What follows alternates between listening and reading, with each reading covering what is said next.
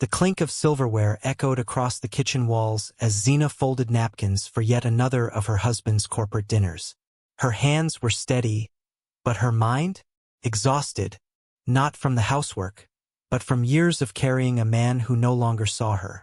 She used to believe in love like it was scripture. When she met Deji, he had nothing but dreams and charm. She believed in him when no one else did. She funded his first tech boot camp, typed out his CVs, and even practiced mock interviews with him late into the night. When he landed his first role, they celebrated with jollof rice and shared soda in a single glass. Now, years later, Deji was a regional manager at a tech firm. And Zena? To the world, she was invisible. The irony? She had a master's in business and had co-founded 2 startups during university. But when Deji's career began to rise, she'd put hers on hold. 1 child turned into 2, and her MBA dreams slipped into the back of a drawer, just like her certificates. The deeper he rose, the more she shrank into the shadows. Deji never raised his voice, but he didn't need to. He praised everyone else's intellect except hers. She was always the one who stays home with the kids, the one who keeps the place neat, the one who makes a mean pepper soup. One night, while folding Deji's freshly ironed shirt, Zena overheard a conversation between him and his friend on the balcony. She studied business, yeah, Deji chuckled, but she's more useful at home. Let's be real, she's like the house manager. They both laughed. That laugh stayed with her longer than any insult ever could. Zena didn't break down. She didn't cry. She just blinked. Once, slowly, and went quiet. From that moment, something in her began to wake up. A slow-burning ember of memory, of who she used to be. She began spending her nights reading business articles again, reaching out to former mentors, watching corporate trends. She didn't argue. She didn't confront. She just prepared. The final spark came when she found out Deji's company had internal issues. The original investors were quietly pulling out. Zena, now fully alert, made a private call to a venture firm she once interned with years ago. "Is the CTO role still open?" she asked them one day. They paused. "Who's asking?" She smiled. "Zena Amadi. And I have more than money. I have a plan."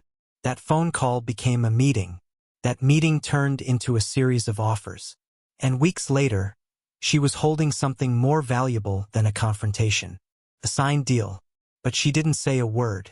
Not yet, because Deji had planned a big corporate dinner. One where he'd introduce his wife to the company's top players.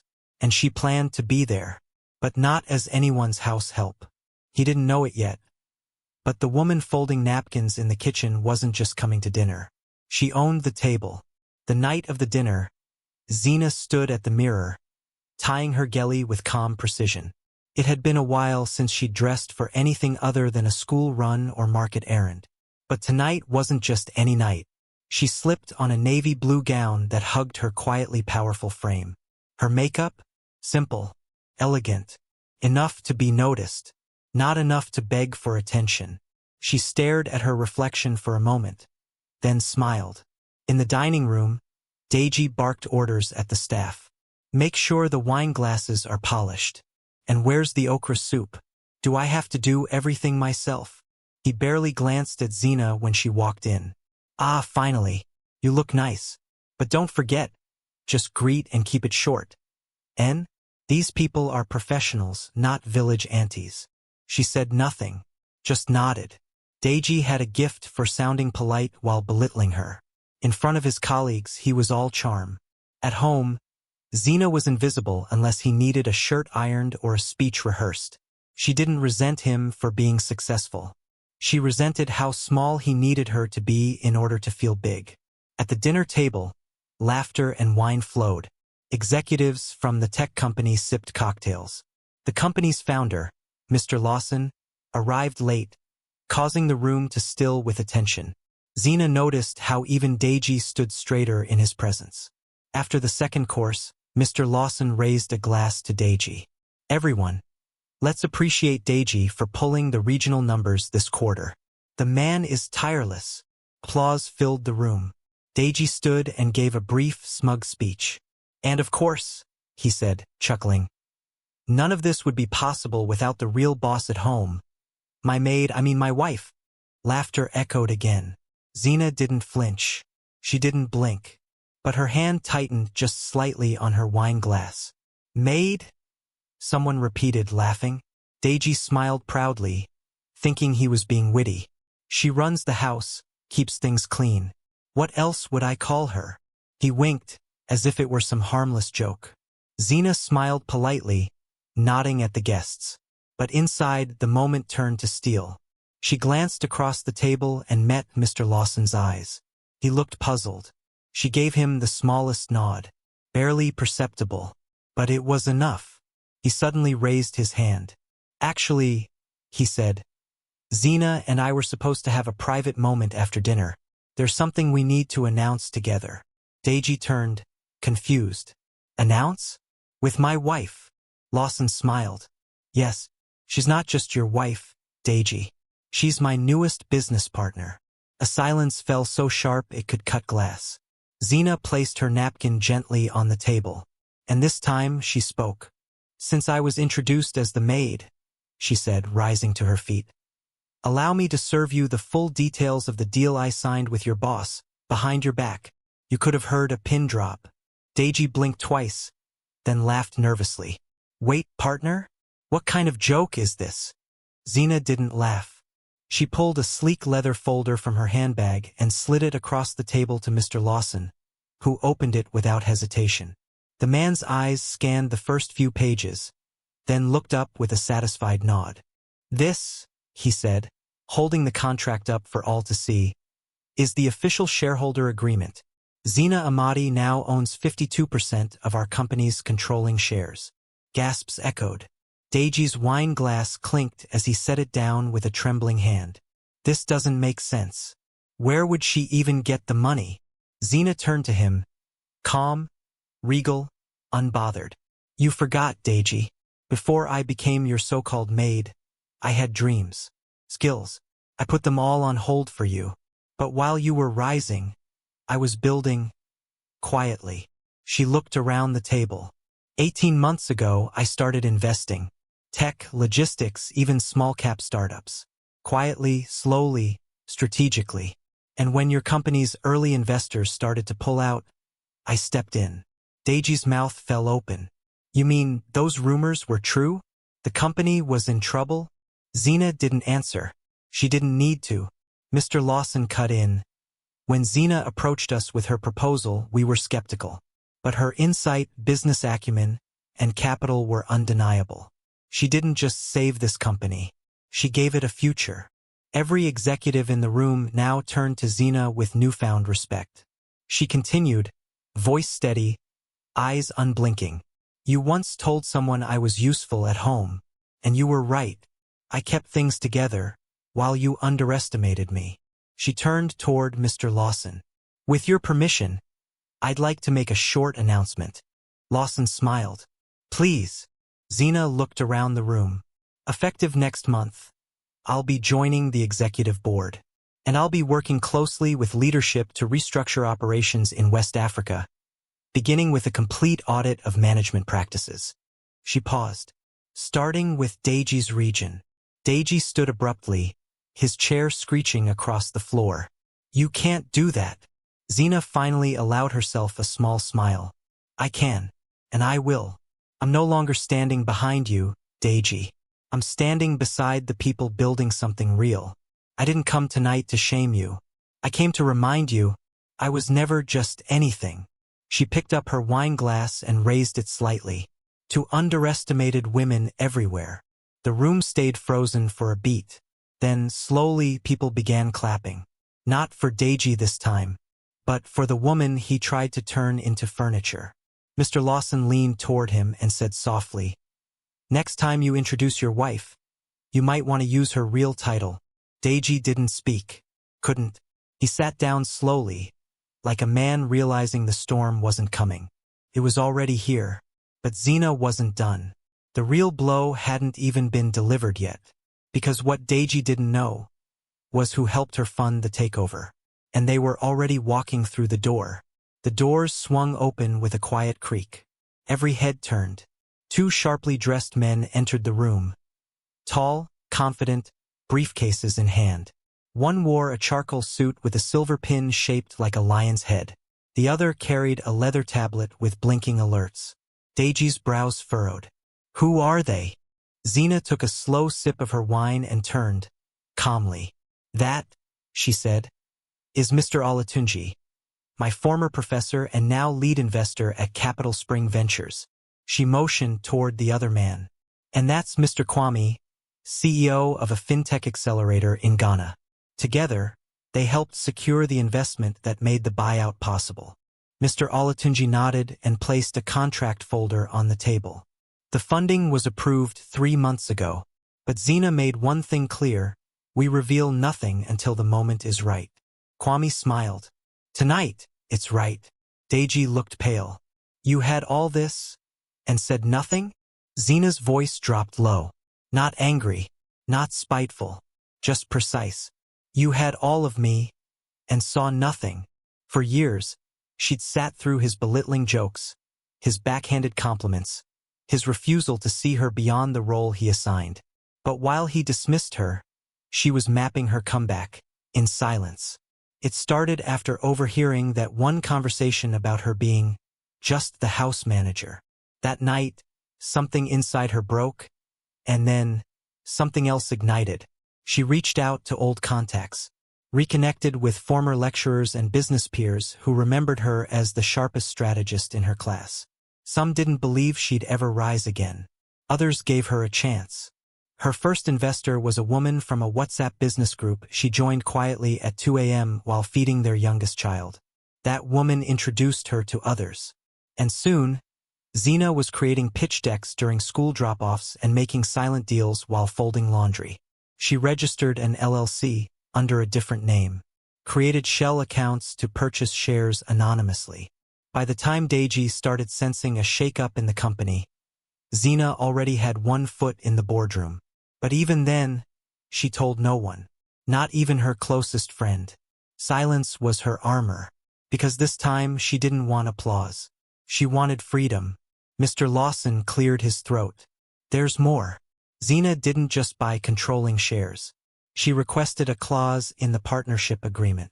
He pulled a document from his folder. It states, any partner who compromises the reputation or integrity of the company, internally or externally, may be subject to performance review and reassignment. Deji's voice cracked. Wait, what does that mean for me? Zina stood slowly, walked around the table, and leaned in just enough for him to hear. It means your future at this company no longer depends on your boss. She paused. It depends on your wife. And just as Deji swallowed that truth, Zina dropped the final detail, one that would flip his world completely upside down. Deji's throat dried. He looked around the room as if someone would step in to save him, but all he saw were frozen stares, confused eyes, and one painfully calm woman holding all the power. You can't do this, he muttered, trying to keep his voice low. This is my job, my career. I built this region from scratch. Zina's eyes didn't flinch. And I built you from scratch. From the days of borrowed suits and rejected CVs. Do you remember who paid your first rent? Who bought your first laptop? Or have you conveniently filed all that under maid duties too? Mr. Lawson cleared his throat again, not unkindly. Deji, with all due respect, this isn't personal. It's structural. Zina's contract includes authority to reassess regional leadership. Your numbers were strong. Yes, but recent complaints about internal culture have raised questions. Deji turned sharply. Complaints? From who? Zina let a silence hang in the air before replying softly. From the interns. The female ones. The ones you called sweetheart in boardrooms. The ones you told to get coffee instead of ideas. A murmur spread across the room. One of the younger female managers lowered her head. Zina caught her eye, then nodded slightly as if to say, Asterisk, I saw you. You're safe now. Deji's face flushed red, his mind clearly racing. Then Zina dropped the final blow. She pulled out a single sheet of paper and handed it to him. This, she said, is the signed agreement between Capital Spring Ventures, ABZ Holdings, her holding company, and Lawson Technologies. She pointed to a clause at the bottom. Clause 9b. In the event of operational restructuring, all regional leads may be reassigned under a 90-day performance review supervised by the new partner me. Deiji's hands trembled as he scanned the page. You planned this. Zena leaned in just a little, voice steady. No, Deiji. You planned this the moment you decided I was only good enough to be your shadow. She turned to the table. But I'm done shrinking. The room was still. No one cheered. No one clapped. Because everyone understood. This wasn't a performance. It was a reckoning. Mr. Lawson rose. We'll resume tomorrow with the updated leadership plan. For now, let's call it a night. People began gathering their coats, whispering in awe, their eyes never leaving Zena. She walked calmly to the front door. As she reached it, she paused and turned back one last time. Oh, and Deiji? She said, holding her purse like a queen holding court. You may want to update your contact list. HR will be reaching out. From now on, your reports go to me. She opened the door. And just then, another woman walked in. Zena's mentor, her silent financial backer, a global venture capitalist with the presence of royalty and the fire of 10 boardrooms. Sorry I'm late, she said, hugging Zena warmly. Ready to prepare the Lagos expansion? Zena smiled. Deiji's jaw dropped, because not only had Zena taken the company, she was about to take the continent. 6 months later, a massive banner draped across the glass walls of the Lagos Tech Convention Center. Welcome to the ABZ Lawson Global Expansion Summit. Flashes went off as media swarmed the red carpet. Cameras captured every moment, the CEOs, the press, the billion-naira brands. But no one drew more attention than the woman walking calmly down the aisle in a tailored Ankara power suit. Gold accents lining the sleeves, head held high. Zena, no longer the silent wife, no longer the woman behind the curtain. She was now a name that commanded rooms, inked global deals, and inspired headlines. Deiji, on the other hand, sat in the back row, invited only as a courtesy. He was still at the company, technically. After a formal review and mandated ethics training, he'd been reassigned to a junior advisory role. He watched as Zena took the stage, greeted by a standing ovation. She didn't acknowledge him, didn't have to. She was no longer a character in his story. He was now an afterthought in hers. On stage, she began with a calm smile. 6 years ago, I left my dream on hold. I believed that love meant stepping aside, that loyalty meant silence. But silence doesn't mean weakness. It means watching. It means remembering. And eventually, it means rising. The crowd roared. She continued, this expansion isn't just about markets. It's about rewriting the story for women like me. The ones labeled Maid, just a wife, or not serious. The ones who fund dreams, raise families, build futures, and still go unseen. Her eyes scanned the room. Let me be clear, we are not just the backbone. We are the blueprint. By the time she stepped down, the applause hadn't stopped. Later that evening, during the gala, Deiji approached her cautiously. You're really not going to say anything to me? After everything. She turned to face him, composed and radiant. I already said everything I needed to, when I didn't say anything at all. He looked down. Zena, I didn't know how to handle your growth. I thought I needed to be the star. She smiled sadly. You could have been my partner, Deiji. Instead, you made me your shadow. But shadows don't disappear. She stepped closer. They wait. And when the light finally shifts, they rise. He opened his mouth to speak again, but she was already walking away, into a circle of investors, leaders, and young women eager to follow her lead. The camera lights followed her, not because she chased them, but because she had become the story, not the maid, not the wife, not the helper, the empire. She was the woman who once served dinner in silence. Now she was serving continents. And the man who once called her just the help, he now worked for her. If you enjoyed this story, please like and subscribe and don't forget to turn on the notification bell. Thank you. We hope to see you in our next video.